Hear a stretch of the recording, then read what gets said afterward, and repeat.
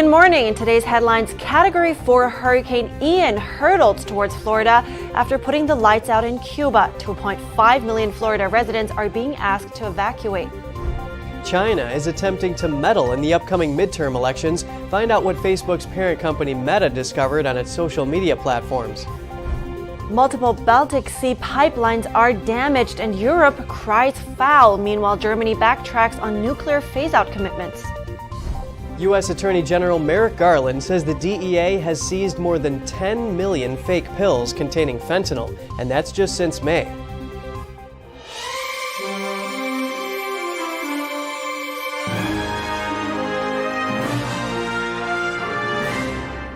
Good morning. Welcome to NTD. I'm Kevin Hogan.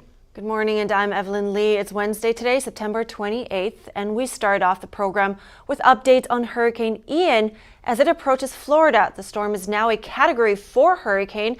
It's expected to make landfall as early as this afternoon. The forecast suggests it could hit south of Tampa Bay, somewhere between Sarasota and Naples. NTD's Jeremy Sandberg has more details. If you are in an evacuation zone, particularly in those southwest Florida counties, your time to evacuate is coming to an end. You need to evacuate now. Governor Ron DeSantis warned Florida residents in the Gulf Coast region of catastrophic flooding and life-threatening storm surge. He also says there's potential for flash flooding and river flooding with 10 to 20 inches across the central and northeast parts of the state. DeSantis says power outages should be expected for millions of people. Authorities are urging more than 2.5 million residents to evacuate their homes for higher ground. You don't have to traverse all across the state of Florida. You need to get to higher ground. You need to get to structures that are safe. There are shelters open in all of these counties. Close to 60 Florida school districts canceled classes due to the hurricane. More than 175 evacuation centers are open statewide, many of them school buildings converted into shelters. The National Weather Service says winds are expected of up to 130 miles per hour. They are predicting as much as 2 feet of rain in the Tampa area on Florida's Gulf Coast on Wednesday and Thursday. And as it grows in size and continues to grow in size, they're just going to spread a swath of multiple hazards across a good chunk of the Florida peninsula. If you're not on the direct path of the center, that doesn't mean that you're out of harm's way. Officials say coastal flooding of up to 12 feet could occur from wind-driven high surf along Florida's western shoreline. In the Key West area, some homes have already flooded. Some officials worry a number of Florida residents are not taking the threat seriously. FEMA Chief Diane Criswell says Ian will hit a part of Florida that hasn't seen a major impact in nearly 100 years. People at a Key West pier were seen knee-deep in stormy waters, braving crashing waves to take pictures on Tuesday. Projections for storm-related damages range from $38 billion to more than $60 billion. Jeremy Sandberg, NTD News. The White House says President Biden spoke with DeSantis last night to discuss how the federal government could help Florida prepare. DeSantis says FEMA has approved Florida's pre-landfall request. And parts of southeast Florida also already experiencing effects of the hurricane. At least 2 tornadoes touched down near the coast last night. One started in Miami Gardens and moved through to Cooper City. The other passed over North Perry Airport in Broward County. The tornado damaged over 15 airplanes and several hangars. Some of the smaller aircraft were flipped completely upside down or on their sides. The airport is temporarily closed. Officials are assessing the damage. The tornadoes uprooted trees and caused some minor damage in other areas of Broward County. No related injuries were reported. A tornado watch was in effect until early this Wednesday morning in South Florida. Tornadoes can occur hundreds of miles from the center of a hurricane, and they can be short-lived and are very difficult to predict. And Hurricane Ian tore into Cuba earlier and knocked out its electric grid. Up until now, the island is still in the dark. The system had faltered for months already, and blackouts were an everyday occurrence across much of the island up until then. So the storm hit a system desperately in need of modernization. The countrywide blackout kicked the already exhausted Cubans while they were down. The hurricane hit Cuba at a time of dire economic crisis. Power outages and long-running shortages of food, medicine, and fuel are likely to complicate efforts to recover from Ian's havoc.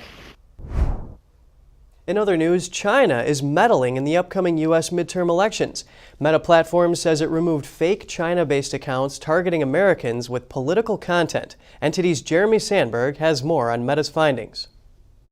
Meta's social media platforms Facebook and Instagram took down a network of around 80 Chinese accounts involved in what company executives say was a political influence operation. They say the China-based propaganda operation was the first one they knew about and disrupted that focused on targeting users in the United States ahead of November's midterm elections. Meta reported the fake accounts posed as both liberal and conservative Americans in different states. The accounts posted political memes and commented on public figures' posts. The operation pushed messages on issues like gun rights and abortion. Meta gave one example of an account commenting on a Facebook post by Republican Senator Marco Rubio, asking him to stop gun violence and using the hashtag #RubioChildrenKiller. Most of the accounts were active from November 2021. The network was also active on Twitter. A Twitter spokesperson says the company is aware of Meta's report and has also taken down the accounts. Meta says the same network also set up fake accounts posing as people in the Czech Republic, criticizing the Czech government on its approach to China. An executive from Meta says they do not have enough evidence to say who in China was behind the activity, but that the accounts stuck to a shift pattern that coincided with a 9 to 5, Monday to Friday work schedule during working hours in China. Jeremy Sandberg, NTD News. And what feels to be a more tangible presence, an encounter with Chinese and Russian warships in the waters near Alaska.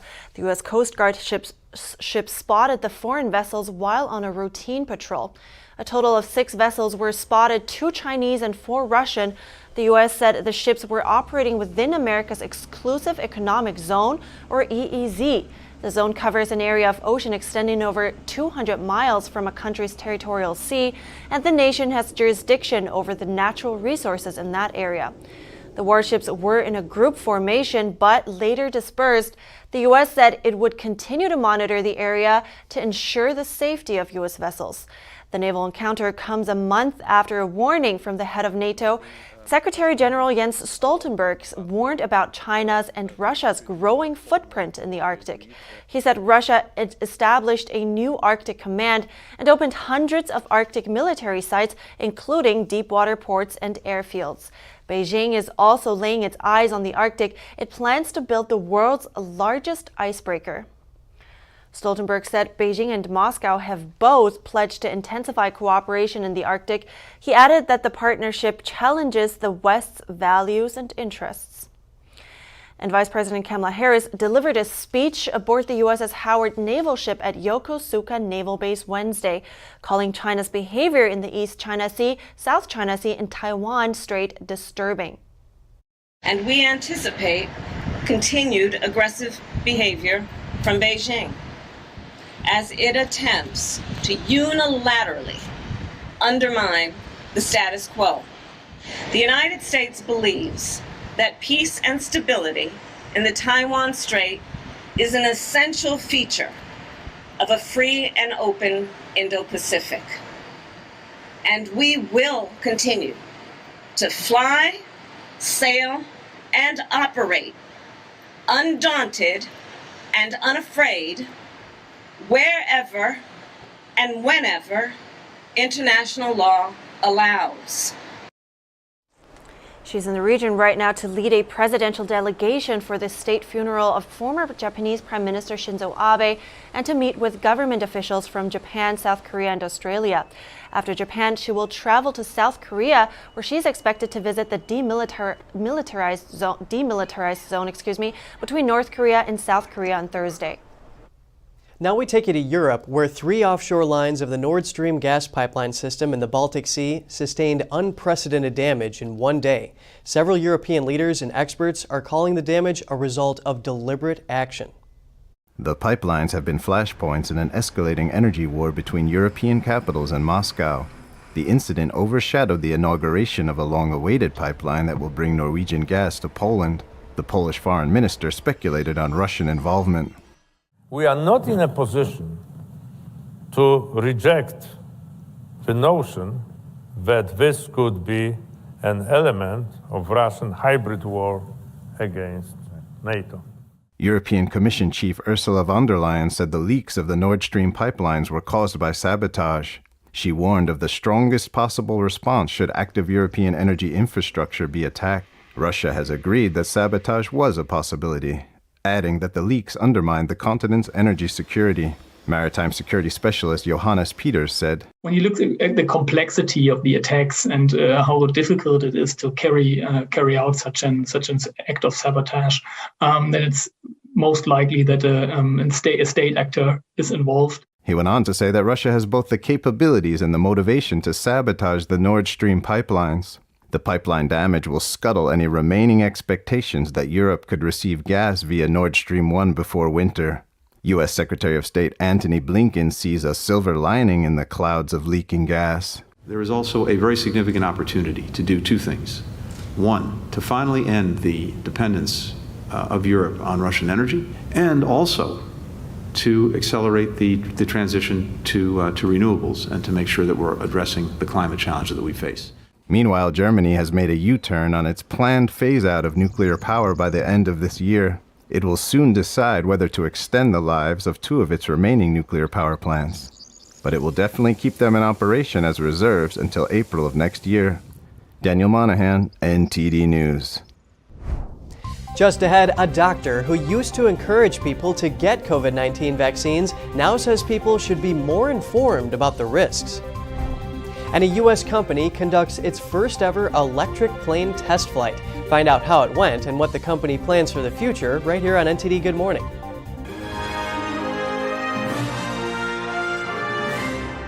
Freedom is not free, and neither is the truth.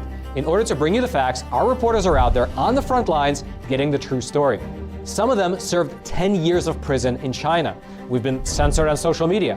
Our Hong Kong printing offices were set on fire, and we've been repeatedly attacked by the Chinese Communist Party. But no matter what, we believe that you deserve the truth, and so we'll continue to bring the truth to light.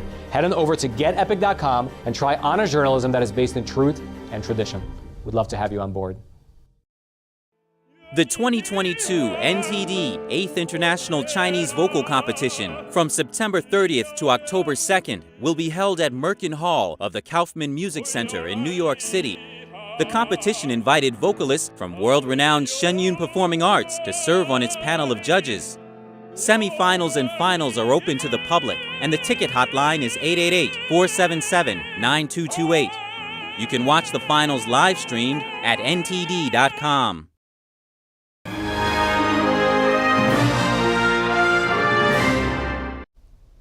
We're back with some alarming news. U.S. Attorney General Merrick Garland says the DEA seized enough fentanyl to kill 36 million Americans since May. That includes more than 10 million fake pills containing fentanyl. Families should have open and honest conversations about the deadly consequences of fentanyl.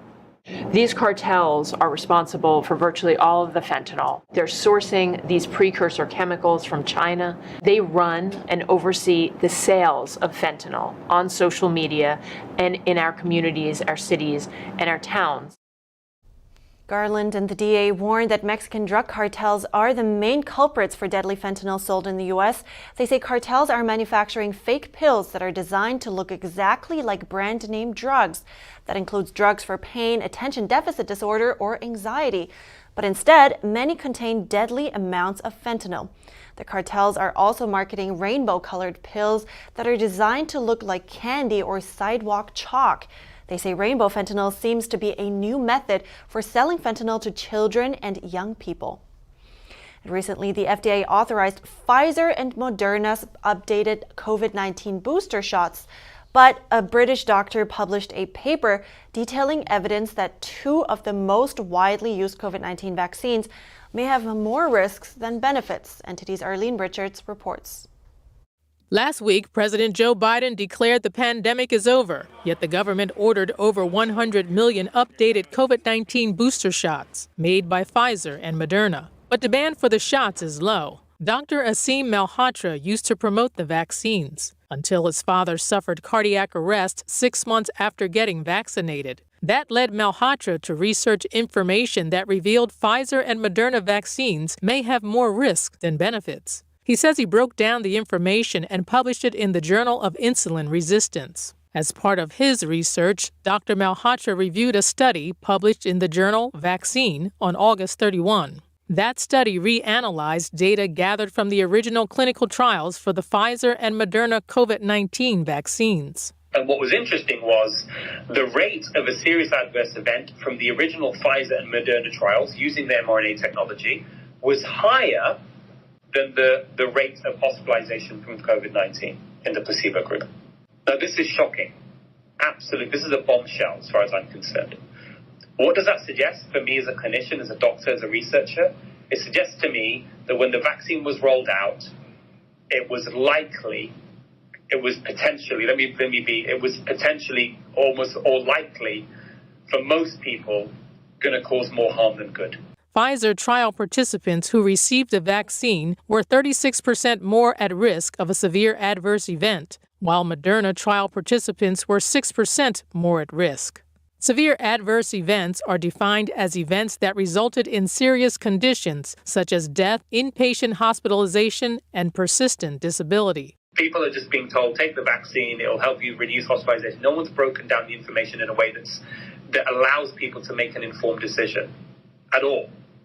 No one. The FDA has not done that.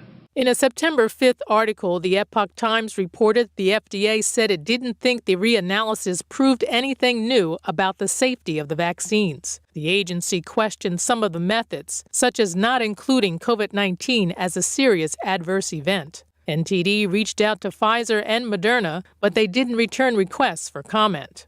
Arlene Richards, NTD News, New York. A U.S. company has conducted its first electric plane test flight. The prototype took off from Grant County International Airport yesterday. It marks a major milestone for a company that aims to carry commercial passengers within several years. Here's NTD's Condemn with more. Tuesday's flight was a key step for Washington-based aviation aircraft. The battery-powered plane named Alice flew for 8 minutes in central Washington state. Aviation CEO Gregory Davis says the flight went exactly as intended. It's a wonderful experience for everyone who was here. We were able to witness history in the making. The plane flew at an altitude of 3,500 feet. Davis says that their business goal at first is to have planes for short distances between 150 to 250 miles, with charging taking about 35 minutes. So we're looking at developing an airplane that will fly, 1 to 2 hours, which is typical for that segment. So, 150 to 250 nautical miles with reserve, and that's what we're targeting for our initial entry into service. Aviation is aiming to deliver passenger and cargo electric planes by 2027. Davis says this goal will depend on advancement battery technology. The company already has orders for their planes from regular airlines. Aviation will build 2 more planes for federal certification, which they hope will happen in 2025. Kostemenes, NTD News.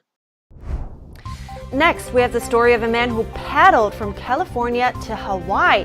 His nearly 3-month trip has made him the second person ever to finish this journey.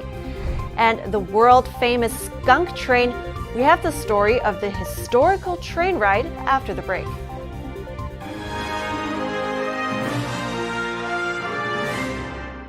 Communism is evil.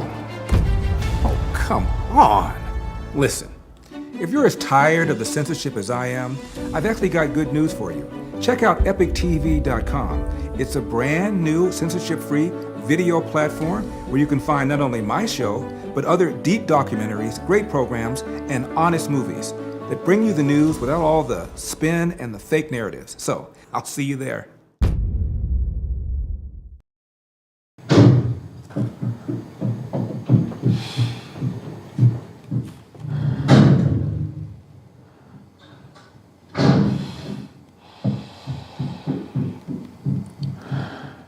I love you!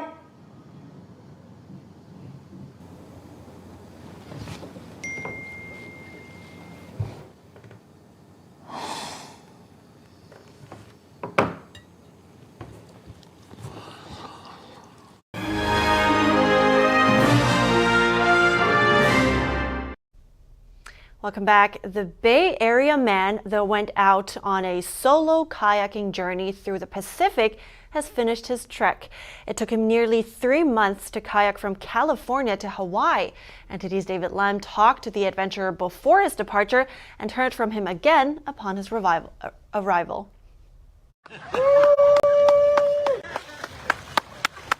Cyril Derimo completed his first solo kayak crossing from Monterey, California to Hilo Bay in Hawaii after 91 days and 9 hours. It is paradise because after 90 days of eating only freeze-run dry meal, having fresh fruits, good pineapples and fresh fish poke, and anything fresh is good. And then, it's Hawaii, so it's the best destination for me. The trip was all human-powered. That makes him the second person to do so. I had created a little world of myself with my boat, my routine. Every day I had the waves, the connection with the ocean. I had the birds. I even had fish I was talking to, the mahi-mahi. And then, the dolphin, the turtles, and then even the clouds. They had a little dance that I knew I could recognize. After 90 days, I was in symbiosis with this whole environment. The French-born adventurist faced setbacks. Despite this, he found solutions and continued on the ocean. Like a sunrise was like so peaceful and it's soft. Like swell that was like calming. And it was overwhelming. And then a bird came to see me like in the middle of nowhere. That was like the universe speaking. Seriously, it was like, it's so simple, it's so beautiful. He blogged about his journey and said people followed and connected to his attitude of living life to its fullest. I started to have a very spiritual journey. When you're disconnected from everything, no social media, no internet, no phone, no email, no friends, you have space, you're decluttered your whole mind. And then I started to think about ideas about life, about what does it mean to love, what does it mean to consider other people like brothers and sisters, and I wrote all this on my blog. Now that the journey is over, Derimo and his boat are headed back to California separately. He plans to recover his weight and flexibility to get back to full strength. He doesn't plan to sell his boat anytime soon, if ever. David Lam, NTD News, California. And Cyril told us that his family flew to Hawaii to see him, and when he hugged his mom, she said she can finally sleep at night now. Yeah, well, that's understandable. I mean, think about it. A one-man boat out in the middle of the ocean, and what if the wind's not on your side? Yeah, it's a pretty dangerous trip. Yeah, hats off to him. Okay, from ocean to land. Have you heard about the skunk train? Well, I just hope that it's not what I think it is. Okay, well, don't let the name fool you. This world-famous ride takes visitors back in time through the Redwoods of Northern California. NTD's Eileen Ng went for a ride. Let's take a look. Along Northern California's Pacific coast is another day for the world-famous historic Skunk train, attracting visitors to Fort Bragg from near and far. This is Stothy Pappas, the general manager of the Skunk train. And this is his locomotive, the Santa Cruz Portland Cement No. 2. He brought it out for the Days of Steam event. It was built in 1909. Having my locomotive here is sort of prime the pump to say, yes, people love the steam locomotive, they love the history that it embodies, and so it's time to rebuild our own. The Skunk train's peculiar name came from how bad its exhaust smelled. When the California Western Railroad bought its rail buses that were gasoline powered, everybody sort of derisively in the local communities called it the skunks. Those skunk cars that they use to haul people now. But the management at the time actually embraced that. I mean, hey, it's a good nickname, right? Okay, so you call it a skunk. Well, let's make a logo of a skunk. So Mr. Skunk, the mascot, was created. Pappas explained the train started in 1885 as a lumber hauling railroad. It served as part of the Union Lumber Company. Over the years, the tracks stretched further east until it connected to the city of Willits. This railroad was in many ways the lifeblood of the community here in Fort Bragg for so many decades. It hauled all the goods and services in from the outside world and hauled the timber out. That made most of the money until the lumber mill shut down in about 2002. It still carries freight, but its economy has changed to focus on passengers. People discovered the beauty of the Redwoods during the second half of the 20th century. Visitors can go on an hour-long round trip through the redwood forest. The train moves at 15 miles per hour, so people can enjoy the scenery both inside and out. And the cars date back to as early as the 1900s. So these are all very historic. The interiors, they have the original walkover seats in them, so the Hale and Kilbourne walkover seats. It's an authentic experience of being on an old-time train. If you talk to anybody sort of in this part of the world and you say, I work for the Skunk train, everybody says, I remember riding that with my parents or my grandparents, or I took my kids there. And so there's such a legacy here of people, cross-generation coming to ride this train, to see the scenery. It's a magical institution. It's one of the flagship institutions in the entire heritage railroad industry, and it feels great to get to be a part of it. The Skunk train also departs from Willits on a longer 2-hour round-trip journey into the Redwoods. Eileen Ang, NTD News, Fort Bragg, California. It reminds me of the trains I used to collect as a kid. I had a track that went around my bedroom, raised up near the ceiling. I would operate it from my bunk bed. Wow. And one time we had this setup that filled almost the entire living room. It had mountains with train tunnels and ice skating rinks. Wow, that really sounds like a kid's dream. But you know what also sounds like a dream to me right now? What? Bring your pet to work day. Oh, that does sound fun. Right? Well, that's what a Colombian lawmaker did. He brought his full-grown horse to Congress yesterday. But to be fair, he did it with a cause. It was to show his support for the country's farmers. His name is Alirio Barrera, and he is a member of Congress. He walked into the Legislative Palace yesterday with his white horse on a leash. Needless to say, he was surrounded by news crews. His gig was to protest against initiatives that could prohibit certain activities involving horses, such as cattle herding. Starting this week, Colombian Congress members will be allowed to take their pets to work with them. That is a unique way to protest. I bet it really got his colleagues' attention. And you know what? I really like his Colombian Ruana sweater. Yeah, and I just really like his horse. Yeah. Anyway, fella. On that note, we're ending it here, everyone. We'd love to hear from you. Don't forget to write us at goodmorning@ntd.com. If you like, thanks for watching. Have a great day. I'm Evelyn Lee. And I'm Kevin Hogan.